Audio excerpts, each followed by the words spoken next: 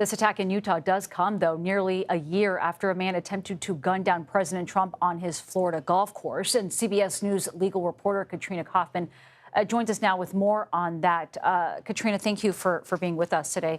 So 59-year-old Ryan Ruth has pleaded not guilty now to charges of attempting to assassinate a major presidential candidate, also assaulting a federal officer, and several firearm charges. So opening statements in that trial are expected tomorrow. What do these attacks, being nearly a year apart, say about the rise in political violence that we're seeing play out in this country? I mean, Nancy, we are seeing an increase in threats of violence related to political disagreements, to political aims. As Anna said, we don't yet know the motivations of the shooter, but these threats are escalating. There were Minnesota legislators who were Democrats who were attacked. There's also an increased threat to judges. I recently interviewed Judge Esther Salas, whose son was actually killed by someone who was trying to go after her.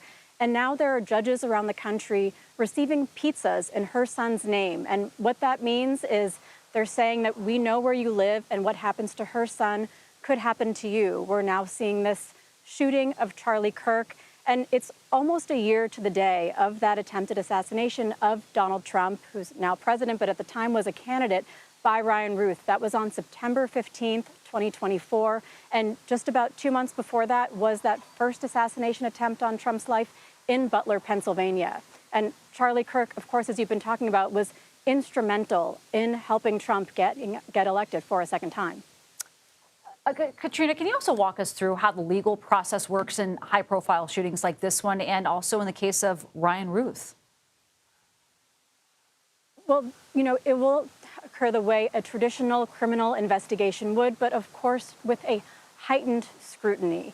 First, they will arrest and then charge the suspect. There will be an intensive investigation of their cell records, of their electronics. In the case of Ryan Ruth, there was actually an interesting twist. While investigating him, they looked at the computer of his son, Orrin Ruth, and actually found child pornography. His son is now in federal prison on 7 years. Ryan Ruth, in fact, wants his son to come be a character witness for him in this trial. But after the investigation is complete here, there will be an indictment, and then likely this will be some form of murder charge. In Trump's case, it was an attempted assassination charge, but Charlie Kirk is not a federal government officer. All right, Katrina Kaufman, thank you.